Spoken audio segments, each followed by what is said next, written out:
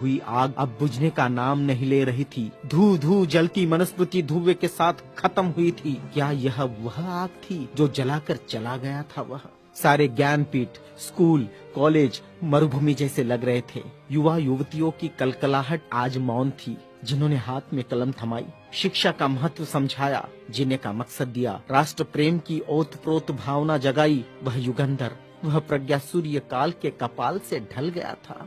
जिस प्रज्ञा तेज ने चेहरे पर रोशनियां बखेरी थी, क्या वह अंधेरे में गुम हो रहा था? बड़ी अजीब कश्मकश थी। भारत का महान पत्रकार, अर्थशास्त्री, दूरदृष्टा क्या दृष्टि से ओझल हो जाएगा?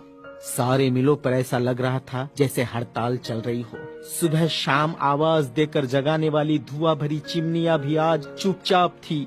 खेतों में हल नहीं चला पाया किसान। क्यों? सारे ऑफिस, सारे कोर्ट, सारी कचहरियां सूनी हो गई, जैसे सुना हो जाता है बेटी के विदा होने के बाद बाप का आंगन।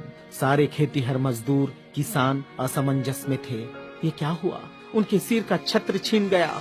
वह जो चंदन की चिता पर जल रहा है, उसने ही तो जलाई थी जबरान जोत। मजदूर आंदोलन का वही तो था आधुनिक भारत में मसीहा। सारी मिलों पर होती थी जो हड़ताल आंदोलन अपने अधिकारों के लिए, उसकी प्रेरणा भी तो वही था जिसने मजदूरों को अपना स्वतंत्र पक्ष दिया और संविधान में लिख दी वह सभी बातें जिन्होंने किसानों, खेतीहारों, मजदूरों के जीवन में खुशियां बखेरी थी। इधर नागपुर की दीक्षा भूमि पर मातम पसरा था। लोगों की चीखें सुनाई दे रही थी, बाबा चले गए, हमारे बाबा चले गए। आधुनिक भारत का वह सपुत्र जिसने भारत में लोकतंत्र का बीजारोपण किया था, जिसने भारत के संविधान को रचकर भारत को लोकतांत्रिक गणराज्य बनाया था, हर नागरिक को समानता, स्वतंत्रता और न्याय का अधिकार दिया था, वोट देने का अधिकार देकर देश का मालिक बनाया था। क्या सचमुच वह शख्स नहीं रहा? कोई भी विश्वास करने को तैयार नहीं था। लोग कह रहे थे, अभी तो यहाँ बाबा की सफेद गाड़ी रुकी थी, बाबा गाड़ी से उतरे थे सफेद पोशाक में, देखो अभी तो बाबा ने पंचशील दिए थे। 22 प्रतिज्ञाओं की गूंज अभी आसमान में ही तो गूंज रही थी। वो गूंज शांत होने से पहले बाबा शांत नहीं हो सकते।